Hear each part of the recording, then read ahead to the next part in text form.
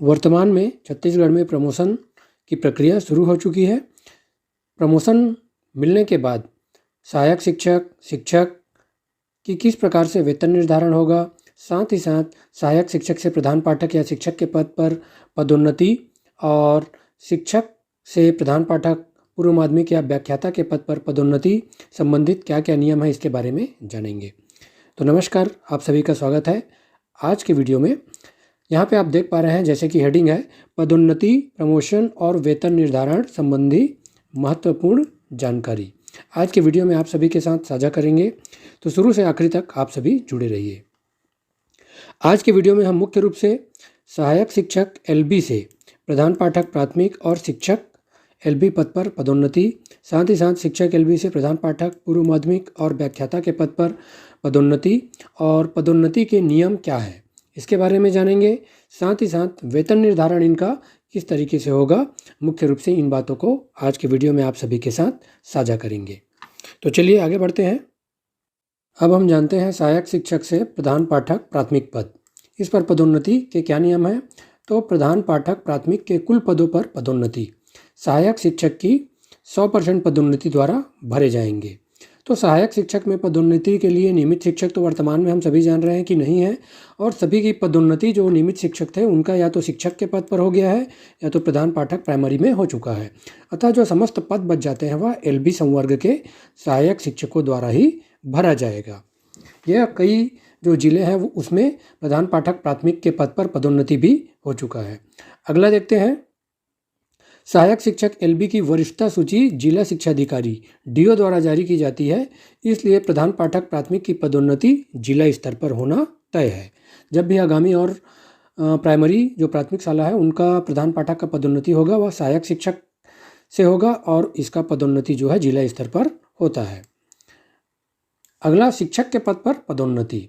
जो सहायक शिक्षक है उसका शिक्षक के पद पर पदोन्नति तो सहायक शिक्षक की पदोन्नति द्वारा, सहायक शिक्षक की पदोन्नति द्वारा होगा। इसमें मुख्य रूप से शिक्षकों के कुल पदों के, जो शिक्षक के कुल पद रहेंगे उसके 50% पद में से 50% सहायक शिक्षक ई एवं टी संवर्ग की पदोन्नति द्वारा तथा 50% सहायक शिक्षक एलबी ई एवं टी संवर्ग द्वारा लिए जाएंगे। चूँकि नियमित सहायक शिक्षक जिनका स्नातक था वे क्या हो गए हैं, मिडिल एचएम में पदोन्नत हो चुके हैं, तथा जो स्नातक नहीं किए हैं वो प्राथमिक के एचएम पद में पदोन्नत हो चुके हैं।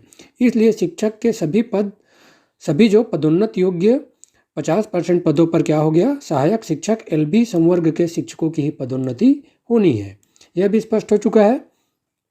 साथ ही साथ शिक्षकों की वरिष्ठता सूची जिला शिक्षा अधिकारी द्वारा जारी की जाती है, अतः पदोन्नति जिला स्तर पर ही होगी और प्रधान पाठक के लिए पदोन्नति संभाग स्तर पर संयुक्त संचालक द्वारा की जाएगी। अब जानते हैं व्याख्याता पद पर पदोन्नति। तो शिक्षक और प्रधान पाठक मिडिल पदोन्नति द्वारा व्याख्याता के कुल पदों के 50% पदों में से, जो 50% पद रहेंगे उसमें से 50% नियमित शिक्षक और प्रधान पाठक जो मिडिल के हैं वे ई एवं टी संवर्ग की पदोन्नति द्वारा भरे जाते हैं, और जो बाकी 50% पद बच गए हैं उसमें एलबी संवर्ग के शिक्षक और प्रधान पाठक मिडिल द्वारा भरे जाएंगे। यदि ई और टी संवर्ग में पर्याप्त संख्या में पात्र अभ्यर्थी उपलब्ध नहीं होते हैं तो पदों को ई एवं टी एलबी संवर्ग की पदोन्नति द्वारा भरे जाएंगे। यह नियम है। चूँकि अभी एलबी संवर्ग के शिक्षकों का प्रधान पाठक के पद पर पदोन्नति एक बार भी नहीं हुआ है, हम सभी जान रहे हैं। तो जिस भी समय प्रधान पाठक पद पर पदोन्नति होगी तो यह नियम लागू होगा। साथ ही साथ व्याख्याता की वरिष्ठता सूची लोक शिक्षण संचालनालय डीपीआई द्वारा जारी किया जाता है, अतः व्याख्याता पदोन्नति राज्य स्तर पर होनी है। सीधी भर्ती द्वारा तो बाकी के 50% पदों को सीधी भर्ती के द्वारा भरे जाएंगे, जिसके लिए शासन द्वारा शिक्षक भर्ती परीक्षा का आयोजन व्यापम के माध्यम से किया जाएगा, जिसके द्वारा नई नियुक्ति की जाती है। तो मुख्य रूप से ये जो है पदोन्नति के नियम हैं। अब अगर कोई शिक्षक या सहायक शिक्षक पदोन्नति लेना चाहता है प्रधान पाठक के पद पर या शिक्षक के पद पर या व्याख्याता के पद पर, तो पदोन्नति लेने के बाद उनका वेतन का निर्धारण कैसे होगा, इसके बारे में आगे हम समझते हैं।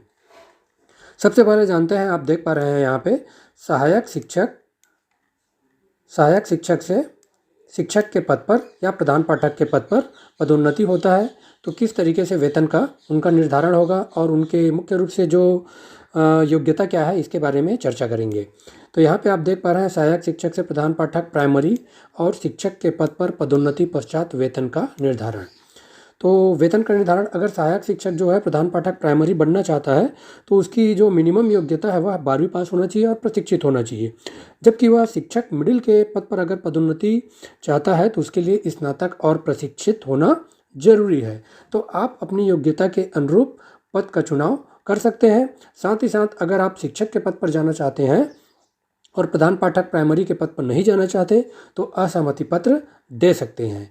तो वेतन निर्धारण की बात करें तो यहाँ पे आप देख पा रहे हैं नियुक्ति वर्ष के अनुसार यहाँ पे 2008 से यहाँ पे 1998 तक के जो नियुक्त हमारे सहायक शिक्षक हैं उनका वेतन लेवल और अलग अलग जो उनका मौजूदा वेतन है यहाँ पे दिखाया गया है। चाहे तो आप स्क्रीनशॉट ले सकते हैं। तो जो सहायक शिक्षक होते हैं उनका ग्रेड पे यहाँ पे आप देख पा रहे हैं ये 2400 है। तो ये लेवल 6 का क्या होता है, उनको वेतन वर्तमान में मिलता है। तो वे जब पदोन्नत होंगे तो पदोन्नत होने के पश्चात वे प्राइमरी के प्रधान पाठक का चुनाव करते हैं। तो जैसे मैंने योग्यता बनाया उसके अनुरूप कर सकते हैं। और अगर शिक्षक के पद पर पदोन्नत होना चाहते हैं तो सीधा उनका जो ग्रेड पे है वह 2400 के स्थान पर यहाँ पे 4200 हो जाएगा और वे वेतन लेवल जो 6 रहेगा वह वेतन लेवल 8 में पहुँच जाएंगे। इस तरीके से यहाँ पे अलग अलग वर्ष के अनुसार, नियुक्ति वर्ष के अनुसार यहाँ पे उनका वेतन निर्धारण किया जाएगा। और वेतन में अंतर की बात करें यहाँ पे मुख्य रूप से तो प्रधान पाठक और शिक्षक मिडिल के पद पर पदोन्नत होते हैं तो वेतन में अंतर जो है इस तरीके से आएगा।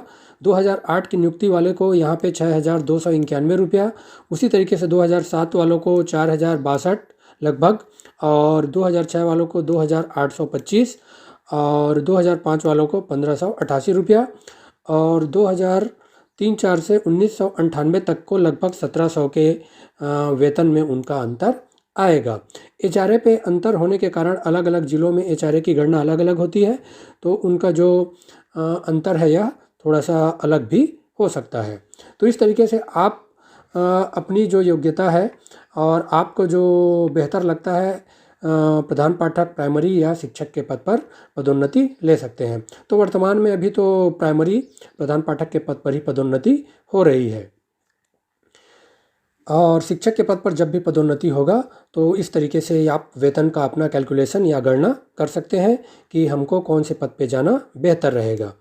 अब हम जान लेते हैं जब मिडिल के जो शिक्षक हैं, है ना, शिक्षक वे प्रधान पाठक मिडिल या व्याख्याता के पद पर जब पदोन्नत होंगे तो उनका वेतन का निर्धारण किस तरीके से होगा। यहाँ पे भी आप देख पा रहे हैं वेतन निर्धारण जो है अलग अलग नियुक्ति वर्ष के अनुसार यहाँ पे 1998 से लेकर यहाँ पे 2008 तक के जो हमारे शिक्षक साथी हैं उनका चार्ट यहाँ पे दिखाया गया है। चाहे तो आप स्क्रीनशॉट ले सकते हैं। यहाँ पे जो शिक्षक का पद है वह वेतन लेवल 8 है ना, 8 का यहाँ पे वेतन लेवल उनको मिलता है और जो ग्रेड पे है वह 4200 होता है। जब वे पदोन्नत होंगे प्रधान पाठक मिडिल या व्याख्याता पे तो उनका ग्रेड पे जो है 4300 हो जाएगा।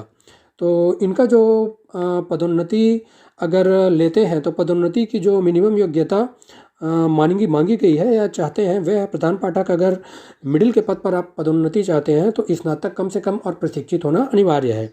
उसी तरीके से अगर आप व्याख्याता के पद पर पदोन्नति चाहते हैं तो कम से कम आपको स्नातकोत्तर होना चाहिए और प्रशिक्षित होना चाहिए। तो आप अपनी योग्यता के अनुरूप इस पद का चुनाव करेंगे और वेतन लेवल जैसा मैंने आपको बता दिया इस तरीके से अंतर आएगा। और वेतन लेवल जो है मुख्य रूप से यहाँ पे 8 से जब आप प्रधान पाठक मिडिल या व्याख्याता के पद पर पदोन्नत होते हैं तो वेतन लेवल 9 में पहुँच जाएंगे। तो वेतन में अंतर की बात करें तो यहाँ पे आप देख पा रहे हैं 2008 वालों को 1969 लगभग वेतन का अंतर आएगा। एचआरए के अनुरूप आगे पीछे थोड़ा सा हो सकता है। इसी तरीके से 1998 तक अगर हम बात करें तो यहाँ पे आप देख पा रहे हैं 2342 रुपये का अंतर उनके वेतन में लगभग आएगा। तो इस तरीके से हम अपने योग्यता और जो भी प्रशिक्षित अप्रशिक्षित है उसके अनुरूप पद का चुनाव कर लेंगे और वेतन का निर्धारण इस तरीके से आप समझ गए होंगे। आशा करते हैं कि जो भी शिक्षक साथी है, सहायक शिक्षक है, वे आज के जो हमारा वीडियो में हमने बताया कि किस तरीके से पदोन्नति के नियम हैं और वेतन निर्धारण उनका किया जाएगा। आशा करते हैं कि आप सभी को समझ आया होगा और वीडियो अच्छा लगा होगा। तो ज़्यादा से ज़्यादा लाइक, शेयर और सब्सक्राइब करें और मिलते हैं एक नए वीडियो के साथ। तो आप सभी का बहुत बहुत धन्यवाद। Thank you.